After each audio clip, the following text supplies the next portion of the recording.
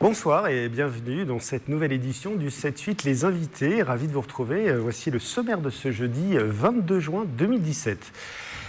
Depuis 20 ans, le théâtre Alphonse Daudet s'efforce de programmer de nombreux spectacles de musique, de danse et bien évidemment de théâtre à Coignières. Une programmation éclectique sous le signe du divertissement voulu par son directeur et metteur en scène. L'occasion de parler de la programmation 2017-2018. Sport, nous allons également parler d'une discipline un peu méconnue, le hockey sur gazon, un sport collectif qui se joue avec une balle, une crosse et qui oppose deux équipes de 11 joueurs. Le hockey sur gazon est un sport olympique depuis 1908 et les Yvelines comptent deux très bons clubs à Saint-Germain-en-Laye et à Versailles avec le Racing Club de France. Mais tout de suite, nous recevons pour parler théâtre François Guyon. Vous êtes le directeur du théâtre Alphonse Daudet à Coignières. Bonsoir. Bonsoir à vous. Alors, tout d'abord, parlez-nous de votre théâtre Alphonse Daudet. Depuis quand existe-t-il ? Eh bien, on va fêter le 20e anniversaire cette année, puisqu'il a été créé en 1997. Il a été construit en 1997 et c'était un pari assez fou du maire de l'époque Coignières était une ville, et toujours une ville assez riche, parce qu'il y avait beaucoup de taxes fiscales. Et donc, la ville a pu s'offrir un très beau théâtre et a cherché un directeur pour l'animer. Et donc, moi, j'étais très intéressé parce que, justement, il y avait toute la construction du théâtre, il y avait tout ça à mettre en place et puis à construire une action culturelle sur un pays. C'est mon métier et c'est ça que j'adore et qui a été fait et qui marche très bien, puisque maintenant le théâtre a sa place dans le paysage yvelinois. Parce que vous n'êtes pas simplement le directeur, vous êtes un homme de théâtre, vous êtes metteur en scène, c'est ça ? Oui. Donc j'ai toujours créé des spectacles en tant que metteur en scène. Je suis un pionnier en fait de l'animation culturelle et j'ai créé toute une action culturelle en Normandie. Et moi j'aime bien arriver, défricher et puis construire l'action culturelle avec les gens du coin et en mêlant un petit peu les professionnels et les amateurs. Quelle tonalité voulez-vous donner à ce théâtre ? Est-ce que vous y mettez votre patte quant à la programmation ? Oui, tout à fait. Le théâtre devait s'appeler au départ André Malraux. Et puis il y en a beaucoup, des théâtres. Oui. Mais j'ai dit que c'était un petit peu triste et que ça ne correspondait pas à la culture que j'entendais faire. Et donc, comme la rue du Moulin, ça s'appelait la rue du Moulin avant, et puis qu'il y avait des lapins qui couraient partout où allait se construire le théâtre, on a pensé au nom d'Alphonse Daudet, qui correspondait bien à la culture légère, distrayante, agréable, mais si on gratte un petit peu, il y a toujours beaucoup d'émotions, il y a toujours beaucoup de choses. Et Alphonse Daudet correspondait bien à l'image de la culture que les élus et moi-même voulions y faire. Pas trop sérieux et pas trop se prendre au sérieux. Voilà, absolument. Et puis résolument optimiste, résolument gai, parce que il fallait trouver sa place aussi par rapport au Prisme à Elancourt, par rapport au Théâtre de Saint-Quentin, qui ont des programmes. Alors le Prisme, c'est beaucoup de têtes d'affiches, beaucoup de choses plus... Saint-Quentin, c'est beaucoup plus cultureux, entre guillemets, plus intellectuel, etc. Et donc le Théâtre de Coignières a trouvé sa place dans une programmation de qualité, professionnelle, et accessible à tous et très éclectique. Alors justement, là, est-ce qu'on peut déjà faire un petit peu le bilan de cette année ? Est-ce qu'il y a, selon vous, des spectacles qui vous ont marqué plus que d'autres ou qui ont eu plus de succès que d'autres ? Ce qui m'a surpris d'ailleurs, le plus gros spectacle qui a eu le grand impact, c'est un concert de Sidney Bechet, du fils de Sidney Bechet, qui est venu rendre un hommage à son père. Et c'était un concert absolument merveilleux, avec justement beaucoup de souvenirs de Sidney Bechet, mais aussi une qualité musicale qui a enthousiasmé vraiment les gens. Et c'était un moment très très fort et de grande émotion. Voilà. Parce que pour ceux qui ne connaissent pas, c'est le théâtre, mais il y a des spectacles de danse, de musique et de théâtre. Absolument, oui, c'est très éclectique. En gros, il y a une vingtaine de spectacles sur l'année, et puis il y a un tiers de théâtre, un tiers de concerts et musique, et puis un tiers de danse. Voilà. Alors là, vous avez déjà sorti la programmation 2017-2018. Voilà. Vous venez un peu nous en parler. Absolument. Alors, est-ce que vous pouvez nous donner quelques détails concernant... On va commencer par le théâtre, peut-être. Oui, alors le théâtre, il y a Moi, il y a beaucoup de compagnies régionales, puisque je travaille beaucoup avec des compagnies professionnelles régionales, comme par exemple le Théâtre des Pays de la Loire. Donc, il n'y a pas de tête d'affiche, parce que les gens viennent voir un tel, et c'est pas le but. Le but, pour moi, c'est de découvrir l'œuvre et puis la mise en scène. Et donc, il y a par exemple l'affaire de la rue de l'Oursine, de la Biche par le Théâtre des Pays de la Loire. Il y a aussi le cas Martin Piche, ça c'est un espèce de vaudeville des théâtres parisiens. Il y a aussi, que je sais plus quoi. Là. Juste, on ne sera pas exhaustif ce soir. Non. On peut retrouver tout ça sur votre site internet, c'est ça? Oui, site internet. L'ensemble de la programmation avec des photos, je crois, je l'ai vu, même des textes, extraits, des extraits, tout à fait. Un mot sur la musique et un mot sur la danse. Saison 2017-2018. Alors le gros moment de danse, c'est le Armstrong Jazz Ballet, qui est un très beau ballet avec de la modern jazz, donc qui est très accessible et c'est de très très bon niveau. Et puis au niveau concert, un grand concert avec l'orchestre Alphonse Daudet, parce qu'on a un orchestre symphonique à Alphonse Daudet, et qui va se mêler au Plein de Jazz Big Band de Saint-Quentin pour faire donc ça fait une centaine de musiciens sur scène, parce qu'on a un très très grand plateau qui est de 300 mètres carrés. Donc ça permet de faire des choses énormes. Et puis par exemple, on va recevoir aussi un opéra, de l'opéra éclaté, la Péricole.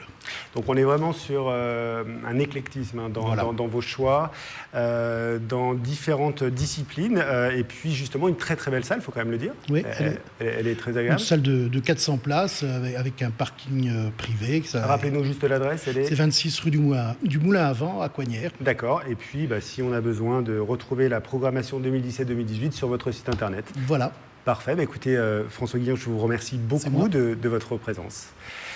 Et on passe au sport, puisque nous recevons notre autre invité, Tony Galipeau. Vous êtes responsable hockey sur gazon au Racing Club de France à Versailles. Bonsoir, oui, c'est ça. C'est l'occasion pour nous de parler un petit peu d'une discipline sportive méconnue, le hockey sur gazon. Effectivement, on connaît très peu et en fait, c'est un des plus vieux sports du monde. C'est un des plus vieux sports du monde. C'est le troisième sport en termes de licenciés sur la planète aussi. On n'a pas l'impression comme ça, mais c'est un sport extrêmement pratiqué depuis maintenant pas mal de temps en France. Et le Racing Club de France représente bien cette discipline aujourd'hui, avec une école de hockey où on est capable depuis l'âge à partir du moment où on commence à marcher, vers 2-3 ans, on peut mettre une crosse dans les mains d'un enfant et lui expliquer comment établir la technique de ce sport, qui est essentiellement basé sur la technique. Parce qu'il faut savoir, l'intérêt du hockey sur gazon, c'est qu'on n'a pas besoin d'avoir un physique particulier, d'être grand ou petit. N'importe quel type de joueur peut réussir et percer dans le hockey, enfin joueur et joueuse, parce que c'est un sport mixte. Donc à partir du moment où on acquiert le mouvement des épaules, des poignets et des mains pour manipuler la crosse, tirer et faire des passes, c'est vraiment accessible à tout type de joueur. Contrairement peut-être à l'idée reçue, on est plus proche du tennis ou du golf comme pratique que du hockey sur glace, avec l'équipement lourd et le choc des joueurs. Complètement. C'est un sport de non-contact, extrêmement technique. Moi, je dirais même que c'est un sport, la première fois que je l'ai vu, le premier qualificatif qui m'est venu à l'esprit, c'est élégant. Parce que c'est extrêmement élégant de voir ces joueurs capables de... Parce qu'on ne peut toucher la balle qu'avec une seule partie de la crosse, pas avec le dos de la crosse. Donc on est constamment obligé de passer à droite et à gauche de la balle pour pouvoir dribbler l'adversaire, faire des passes. Donc effectivement, c'est plutôt un sport basé sur l'élégance, la technicité, la rapidité et le coup d'œil comme tout sport collectif. Alors un sport très très connu dans les pays anglo-saxons. Ouais. L'Angleterre a exporté un petit peu ce sport avec le cricket et d'autres un peu partout. Exactement. Dans le monde. Ouais. Un sport donc très connu et malgré tout en France pas très connu. Nous avons néanmoins dans les idées la chance d'avoir 2 bons clubs. Nous avons Saint-Germain-en-Laye qui est un bon club. Tout à fait, un très bon club de hockey sur gazon et le Racing Club de France à Versailles à la Boulie, dont vous faites partie. Le Racing Club de France qui domine un peu le championnat maintenant depuis quelques années. Donc on a en termes de titres féminins 11 titres féminins, masculins on a 23 dont les 3 derniers remportés titre de champion de France. Et c'est vrai que, c'est un club qui progresse énormément parce qu'au niveau européen, maintenant, on est dans le top 8. L'année dernière, on était dans le top 16. On est passé dans le top 8. Le championnat, effectivement, européen est plus dominé par les équipes belges, néerlandaises et allemandes. Mais le Racing s'efforce effectivement de progresser à ce niveau. Et l'année prochaine, on visera forcément un peu plus haut pour notre club. Et c'est vraiment les objectifs pour l'année prochaine. Bon, j'espère que ce sport sera un petit peu médiatisé, ou en tout cas, c'est ce que vous souhaitez, vous? Évidemment, là, ça passe toujours par des bons résultats en équipe de France. Donc on a une très belle équipe de France, d'ailleurs, dont font partie pas mal des joueurs du Racing Club de France. Donc, étant donné que je pense que Paris va avoir les Jeux, on aura l'occasion. On va peut-être pas tout de suite se prononcer. On va attendre un peu. Moi, je suis assez optimiste. J'ai vraiment la sensation que ça va être le cas. Ça serait pour le hockey une très bonne occasion de se faire connaître. Expliquez-nous un petit peu pourquoi. Parce que c'est déjà un sport olympique depuis 1908. Voilà, c'est un des plus vieux sports olympiques. C'est un des sports les plus regardés aussi au niveau télévisuel. On ne le sait pas, mais c'est vrai que c'est la troisième audience télévisuelle aux Jeux Olympiques, le hockey sur gazon. Et c'est vrai que cette possibilité d'avoir ces Jeux à Paris sera l'occasion pour l'équipe de France de montrer effectivement ce sport, avec un très beau site qui va être sur la ville de Colombes, le site de hockey sur gazon, site sur lequel le Racing Club de France est aussi très impliqué, parce qu'on a déployé une section hockey sur gazon à Colombes. Donc maintenant on a 2 sections et on essaye de faire en sorte de développer ce club, de le faire connaître, de faire connaître ce sport, et ça passera évidemment d'abord par l'équipe de France, parce que c'est ce que les gens vont d'abord regarder. Et ça veut dire que les sites de Versailles, éventuellement de Saint-Germain, pourraient se servir de centre d'entraînement, de terrain d'entraînement pour des équipes au niveau... Absolument. Il y aura un terrain d'entraînement à Colombes, mais le site de la Boulie pourra servir effectivement d'entraînement, puisque on a un synthétique mouillé comme le demande la réglementation pour pouvoir jouer sur le hockey moderne. C'est en fait, le terrain, c'est plus du gazon désormais. Voilà, c'est plus du gazon, c'est un terrain synthétique, donc il faut mouiller, qu'il faut arroser, parce que c'est un jeu qui est aussi basé sur pas mal de glissades, ça amène un petit peu de spectacle sur le jeu, donc ça permet aussi d'amener de la vitesse, donc c'est ce que nous avons aujourd'hui à la Boulie. Dernier mot, c'est un sport aussi, donc on l'a dit, pour les enfants. Il y avait le week-end dernier le Challenge Viala qui a rassemblé entre 400 et 500 enfants. 500 enfants. C'est donc un vrai sport pour les enfants.